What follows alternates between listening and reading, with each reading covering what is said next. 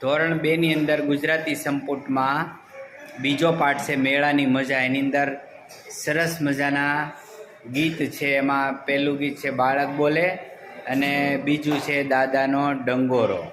એમાં પહેલું ગીત આપણે ગાઈએ। અકલમ ચકલમ ચમ ચમ ચમ, બાળક બોલે બમ બમ બમ, ચકલમ પકલમ પમ પમ પમ, બાળક બોલે બમ બમ બમ, મકલમ ટકલમ ટમ ટમ ટમ, બાળક બોલે બમ બમ બમ, વાંદરો બોલે હમ પમ પમ,